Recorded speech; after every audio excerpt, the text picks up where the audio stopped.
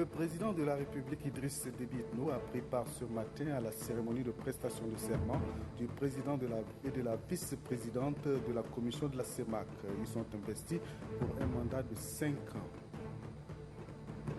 Le ministre de la Communication, porte-parole du gouvernement, Assansila Bakari, a convoqué ce matin le représentant de l'UNICEF au Tchad, Bruno Maes. Il s'agit de faire le point sur la crise alimentaire dans la bande sahélienne. La CONAM, Commission nationale d'affectation et de mutation, est à pied d'œuvre depuis hier sur les dossiers d'affectation des enseignants. Madame, Monsieur, bonsoir et bienvenue dans cette édition. Le nouveau président de la commission de la CEMAC, Communauté économique et monétaire de l'Afrique centrale, Pierre Moussa, et la vice-présidente de la dite commission, Rosario Bazogo, ont prêté serment ce matin pour un mandat de 5 ans. Cette cérémonie de prestation de serment s'est déroulée dans la salle de conférence du ministère des Affaires étrangères en présence du président de la République, Idriss Déby Itno.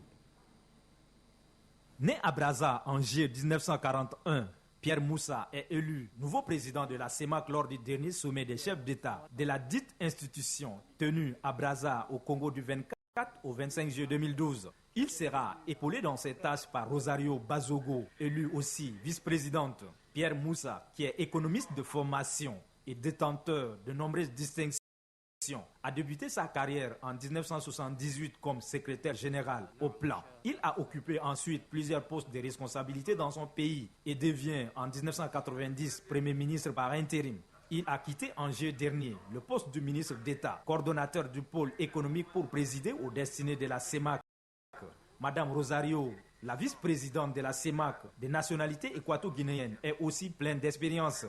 Après l'obtention du baccalauréat littéraire, elle a effectué des études universitaires à Moscou, dans la Fédération de la Russie. À sa sortie, elle entama sa toute première carrière comme assistante personnelle du Premier ministre équato-guinéen. Commença alors une carrière bien remplie. Leur prestation de serment devant la Cour de la justice de la CEMAC s'est déroulée en présence du président de la République, Idriss Déby Itno. De remplir fidèlement et loyalement les charges de ma fonction. Et loyalement les charges de ma fonction.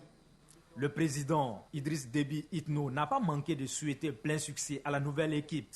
Cette nomination intervient suite au principe de la rotation intégrale au poste des dirigeants des différentes institutions de la CEMAC prôné par les chefs d'État. C'est un reportage signé Nouba Doumbay Talomadi. À l'issue de la cérémonie de prestation de serment, le président et la vice-présidente de la commission de la CEMAC ont animé une conférence de presse. Les dossiers économiques de la communauté, l'intégration sous-régionale et les questions relatives à la paix et à la sécurité dans l'espace CEMAC sont au nombre des préoccupations des journalistes. La synthèse de cette conférence de presse est signée Kadnouba Théophile. Le nouveau patron de la commission de la communauté économique et monétaire de l'Afrique centrale CEMAC, Pierre Moussa, et son adjointe Rosario Bazogo Kung Guidang ont, au cours de cette conférence de presse, tracé les grands axes de leur mission.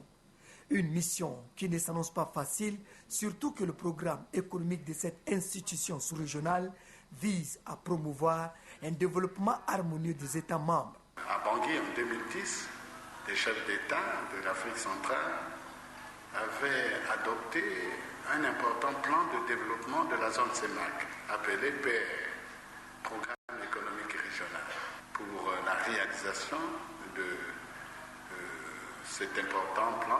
Donc, il nous appartient maintenant de faire en sorte que la réalisation, l'exécution du programme économique et régional soit vraiment au cœur de nos préoccupations. Répondant aux préoccupations des hommes des médias relatives à la sécurité et à la libre circulation des biens et des personnes, le président et la vice-présidente de la commission de la CEMAC ont précisé qu'ils ne ménageront aucun effort pour que cela soit une réalité au niveau de chaque État de l'institution. Nous avons le chantier de la libre circulation. En tout cas, ma collègue et moi, nous en faisons notre affaire parce qu'on ne peut pas concevoir une communauté où les citoyens, n'est-ce pas, ne circulent pas librement, ne se brassent pas, ne se connaissent pas. Donc il nous faut en effet faire en sorte que la libre circulation des personnes soit effective. Et avec elle, bien sûr, le passeport CEMAC.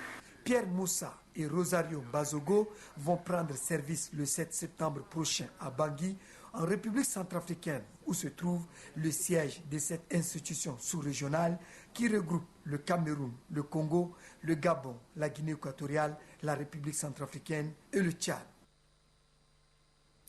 Le premier conseiller de l'ambassade des États-Unis au Tchad, à la tête d'une forte délégation composée des experts américains, a été reçu ce matin par le deuxième vice-président de l'Assemblée nationale, Mamadou Kourtou. Au centre des entretiens se trouvent des questions relatives à la coopération dans le secteur de l'économie. Les détails avec Anastasie Pissi. Le Tchad et les États-Unis renforcent leurs liens d'amitié et de coopération. Pour renforcer leurs liens de coopération, le premier conseiller de l'ambassade des États-Unis d'Amérique, accompagnés des experts venus de Washington, ont été reçus par le deuxième vice-président de l'Assemblée nationale, Mamadou Kourtou. La délégation américaine est venue discuter avec le deuxième vice-président de l'Assemblée nationale sur des questions économiques du Tchad. Les États-Unis d'Amérique envisagent financer les secteurs vitaux du Tchad afin de contribuer au développement socio-économique du pays. Nous sommes un partenaire de Tchad, un partenaire pour le développement et puis pour toutes les choses économiques et surtout pour les choses commerciales aussi. Nous voulons augmenter des échanges économiques entre les deux pays et ici, ils sont en train d'explorer des possibilités d'augmenter le niveau d'échange entre les deux pays. Les possibilités d'annulation des dettes du Tchad en particulier et celles d'Afrique en général ont fait également l'objet des échanges. Sur convocation, le représentant de l'UNICEF au Tchad, Bruno Maes, a été reçu cet après-midi par le ministre de la Communication et de l'Information, porte-parole du gouvernement, Hassan Sila Bakari. Le tête-à-tête entre les deux hommes porte essentiellement sur la crise alimentaire dans la bande sahélienne. Adoumbi Hortense nous en dit plus. C'est sur convocation du ministère de l'Information et de la Communication que le représentant de l'UNICEF au Tchad, Bruno Maes, a eu des échanges avec le porte-parole du gouvernement, Hassan Sila Bakari. Les deux personnalités se concertent sur le sort des enfants qui subissent de plein fouet les effets de la crise alimentaire dans la bande sahélienne du Tchad.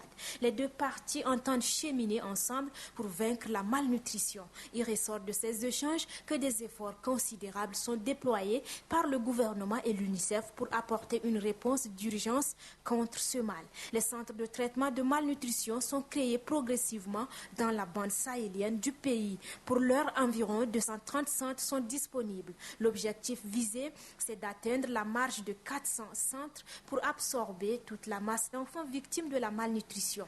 Déjà, 86 000 enfants sont identifiés et traités. C'est un succès, effectivement. À l'heure où je vous parle, 86 000 enfants âgés de moins de 5 ans au Tchad, particulièrement dans la bande sahélienne, ont pu être identifiés et ont pu être traités. Et donc, c'est-à-dire que l'ensemble des acteurs, le ministère de la Santé, et je pense toujours beaucoup aux paramédicaux et aux agents de santé qui sont dans les centres de santé, les centres nutritionnels, accompagnés de l'UNICEF, mais d'une vingtaine d'ONG aussi, ont permis d'empêcher le décès de ces enfants et ont permis d'empêcher à ce que ces enfants vivent difficilement des impacts très négatifs d'une malnutrition aiguë sévère qui risque parfois de les handicaper à vie. Pour le ministre de l'Information et de la Communication, des efforts sont faits, certes, mais il faut une synergie d'action pour plus d'impact. Il promet à cet effet l'apport de la presse. C'est au gouvernement de la République du Tchad de rendre publique cette information et non à un partenaire de rendre publique une information qui concerne le Tchad. Les partenaires nous viennent en appui et d'ailleurs nous apprécions à juste valeur, à juste titre la valeur de cet appui. Mais tout ce qui se fait dans le domaine de la communication ne doit pas nous échapper. Ensuite, nous voudrions aussi vous faire savoir, monsieur le représentant de l'UNICEF, que notre département est disposé à vous ouvrir les pages de l'info, les micros de la radio et de la télévision pour passer tout ce qui est comme message qui va dans le cadre de la sensibilisation, de l'hygiène, de l'assainissement, en fait, dans votre domaine d'intervention de l'enfance, de la femme, de la mère de l'enfant en tant que tel. La synergie d'action pourra, à n'en point douter, contribuer à sauver la vie des enfants souffrant de la malnutrition. Constater les dégâts causés par les pluies dans les arrondissements de la capitale, c'est l'objet de la descente du ministre de l'Action sociale, de la Famille et de la Solidarité nationale, son collègue de l'aménagement du territoire et le gouverneur de la ville de N'Djamena cet après-midi dans 4 arrondissements de la capitale. Un reportage de Gandatao Amia. Le projet de développement urbain et d'amélioration de l'habitat pour le premier arrondissement, celui d'extension de lotissement dans la zone nord-est de N'Djamena en mai, la ministre de l'Action sociale, le ministre de l'aménagement du territoire, le gouverneur de la ville de N'Djamena prennent la mesure de l'ampleur de la tâche qui les attend. Des rues difficilement ou pratiquement inaccessibles, des carrés entiers envahis par les eaux de pluie, des maisons écroulées laissant un bon nombre des habitants sans abri. C'est le constat fait par l'équipe gouvernementale lors de la descente dans le premier, 10e, 8e et 7e arrondissement de la capitale. Nous avons vu dans quelle situation les victimes se trouvent sans abri, parce que les maisons sont presque carrément par terre. Et il y en a même qui ont quitté complètement presque un carré ou un quartier pour se retrouver quelque part ailleurs dans les abris de fortune. Et là, ça donne une matière à réflexion. Dans l'immédiat, la ministre de l'Action sociale et le ministre de l'Aménagement du territoire entendent prendre des mesures qui s'imposent. L'évaluation qui serait faite immédiatement nous permettra d'abord une première action à l'Action sociale, de pouvoir venir au secours afin d'assister ces populations aussi dans des situations si malheureuses que nous avons été tous témoins. Pour parler au plus pressé, nous allons remettre en marche la station de pompage de Goudi, parce que tous les collecteurs sont connectés à cette station et à ce jour, il y a une seule pompe qui marche sur 4. Donc ce qui fait que les eaux reviennent sur leur nid de départ. Donc il y aura ce travail-là qui sera fait et nous allons très rapidement remettre en marche cette station de pompage de Goudi qui va permettre donc de décongestionner un peu même les zones de rétention d'eau. En attendant la mise en œuvre du schéma directeur d'urbanisation de la ville de N'Djamena, les habitants de ces différents arrondissements doivent se frayer leur propre passage pour atteindre leur domicile et vaquer à leurs occupations. Les fortes pluies qui s'abattent sur le pays ces derniers temps sont également à la base des inondations qui ont causé plusieurs dégâts dans le département du Barazoum, chose vue avec Innocent Kilayo. Le bilan présenté par les membres des 2 missions relatives aux inondations dans la sous-préfecture de Mouraï, département du Barazoum, est alarmant. 39 villages touchés, 4041 sinistrés. Il y a eu également des pertes en vies humaines. La mission a dénombré 11 décès. Pour les pertes en culture, le tableau est énorme. L'on parle de 3223 hectares de champs inondés. En plus de ce bilan sombre, vient s'ajouter les cas de maladies telles que la dysenterie amibienne, la fièvre typhoïde et autres maladies respiratoires. Les membres de la mission des zones sinistrées du département de Barazoum ont déploré que le nombre des sans-abri augmente chaque jour et qu'ils sont exposés à des multitudes de maladies. Les autorités administratives, les chefs traditionnels ainsi que les responsables des ONG de la région du Salamat font face à une situation jamais connue dans la région du Salamat. Pour l'instant, un appel a été lancé par les autorités régionales du Salamat envers les personnes animées de bonne volonté. Leur appui apportera un plus à l'équipe de la Croix-Rouge qui se trouve déjà sur le terrain. Revenons à N'Djamena pour signaler que du 27 au 30 août 2012 se tient au CEFOD la 16e édition de la CONAM, Commission nationale d'affectation et de mutation du ministère de l'enseignement primaire et de l'éducation civique. Au cours de ces assises, les délégués régionaux vont statuer sur les dossiers d'affectation des enseignants. Le point est avec Ganda Tao, Grangacham, Irima. La Commission nationale d'affectation et de mutation CONAM 16e édition est une structure qui regroupe les cadres du ministère de l'enseignement primaire et de l'éducation civique. Créée le 2 novembre 2011, la CONAM a pour mission de donner des orientations en matière de gestion des ressources humaines en général et en particulier la répartition du personnel enseignant. Le taux d'accroissement des élèves du fondamental et des apprenants en alphabétisation est très élevé ces dernières années. Cette demande d'éducation implique nécessairement une croissance des effectifs d'enseignants avec des incidences sur le budget de l'État. Il s'agit de mieux orienter les ressources humaines en fonction des besoins des établissements publics sur l'ensemble du territoire. Le succès d'une administration moderne dépend de sa capacité à acquérir et surtout à utiliser efficacement les ressources dont elle dispose pour assurer le fonctionnement normal de ces services et parvenir aux résultats. La 16e édition de la Commission nationale d'affectation et de mutation, CONAM, se veut une plateforme qui réunit les délégués régionaux. Elle offre l'opportunité de passer au pain fin les 500 dossiers inscrits à l'ordre du jour, prévus pour la prochaine rentrée scolaire. Dans le cadre de la promotion des initiatives des jeunes, le Fonds national d'appui à la jeunesse organise une session de formation des encadreurs nationaux des jeunes en entrepreneuriat. Il y a au total 50 encadreurs qui sont en formation. Les détails avec Adoum Abdelkader. En 2010, ces encadreurs se sont retrouvés pour cerner les objectifs du Fonds d'insertion des jeunes filles. Aujourd'hui, c'est au tour de ceux du Fonds national d'appui à la jeunesse, FONAGE. L'une comme l'autre, ces organisations font la promotion du potentiel jeune, une vision à laquelle le président de la République y attache du prix. C'est pour amener les jeunes à y adhérer que se justifie cette formation des encadreurs. Ils représentent les 22 régions du pays. Ils sont censés vulgariser cette vision auprès de cette composante de la société dans leurs localités respectives. L'objectif est de rendre plus accessible cette politique d'insertion des jeunes dans la vie active, selon le directeur général du FONAGE, Bokhid Maguine. Et ces encadreurs seront mieux outillés en cette session de formation pour aider les jeunes âgés de 15 à 35 ans dans leurs initiatives. Le FONAGE et le ministère en charge de la jeunesse voudraient outiller les cadres de jeunesse et renforcer leurs capacités afin d'intervenir auprès des jeunes dans l'élaboration de leurs projets d'insertion socio-économique et leur accompagnement par des actions de collecte de données, de suivi, d'orientation et de conseil dans la gestion des projets.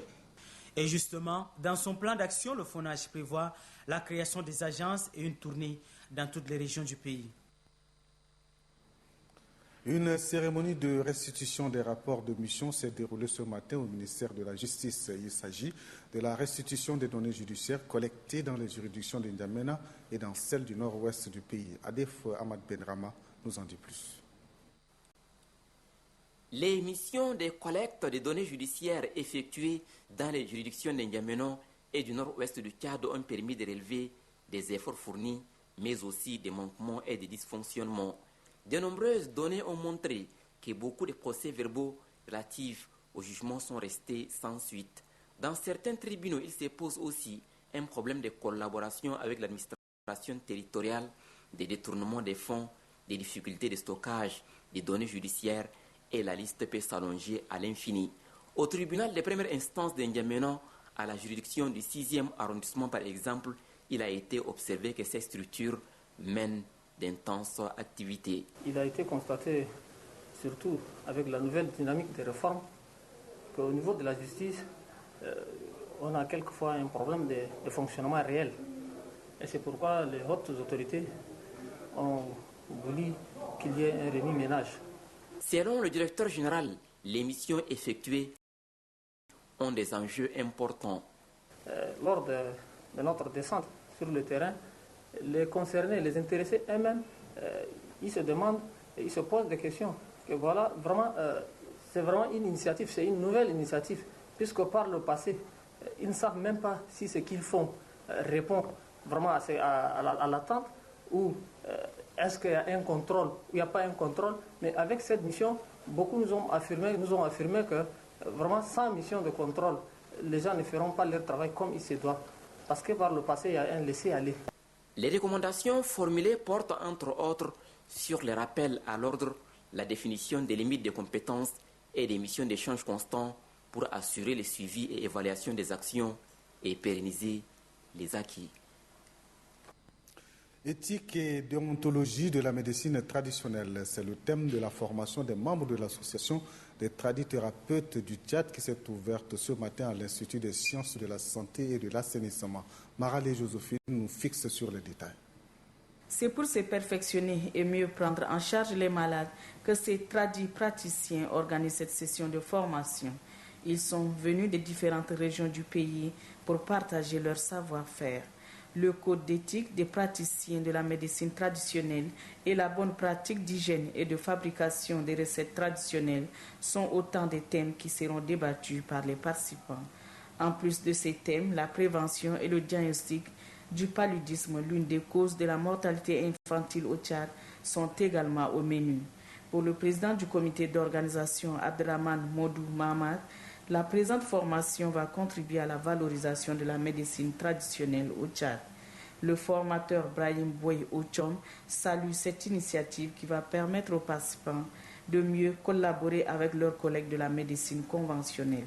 Le représentant du ministre de la Santé publique, pour sa part, soutient que la médecine traditionnelle retient l'attention du gouvernement. Votre détermination nous amène à comprendre combien vous œuvrez pour valoriser votre profession en faisant l'intégration des valeurs ancestrales en appui à la politique de l'authenticité de notre identité culturelle prônée depuis toujours par le gouvernement du Tchad. Le représentant du ministre de la Santé publique, Roengalao Ndundu, exhorte les participants à plus d'attention quant aux enseignements qui leur seront donnés afin de bien jouer leur rôle. À l'étranger, il sera question avant tout de la République démocratique du Congo qui déclare la guerre contre les sachets en plastique. Les sachets en plastique sont faits à partir des sous-produits du pétrole et dans l'environnement et constituent une nuisance majeure. Le récit de Anne-Christine Roth. Des sachets, encore des sachets. Ils font partie intégrante de la vie des Quinois. Le problème, c'est qu'ils finissent n'importe où, de préférence par terre. Et dans une ville de plus de 9 millions d'habitants, ça donne ça. À certains endroits, la couche imperméable empêche l'eau de s'écouler. Alors le gouvernement congolais a pris une mesure drastique. Fini les sacs plastiques. Plus question de les produire ni de les importer. Les fabricants ont 3 mois pour passer aux sachets biodégradables. La capitale Kinshasa, c'est la vitrine de la République démocratique du Congo. Il faut que la propriété y règne totalement. Cette usine, elle, s'est déjà adaptée grâce à un additif qui permet de produire des sachets biodégradables. 6 mois et ils disparaissent. L'inconvénient, c'est que ce produit coûte cher et pèse lourd sur l'étiquette finale. 25 à 30% de plus que pour un sac plastique normal. Les acheteurs se sont posé des questions, ils ont pris peur et tout. Et comme vous pouvez le voir, plus de 80% de l'usine en ce moment est à l'arrêt en chômage technique, dû notamment à cette décision. Sur ce marché, les commerçants écoulent leur tout dernier sachet. Bientôt, eux aussi devront passer au sac biodégradable. On ne peut qu'obéir à l'État. Comme on nous dit qu'on va interdire les sachets parce que ça salit la ville. Le Gabon, le Rwanda, plusieurs pays africains ont déjà déclaré la guerre aux sacs plastiques, même ceux qui portent les couleurs de Barack Obama. L'Afrique en bref nous conduira en Angola, au Rwanda et en Libye. Le tour d'horizon de l'actualité africaine est signé Mathilde Bournic.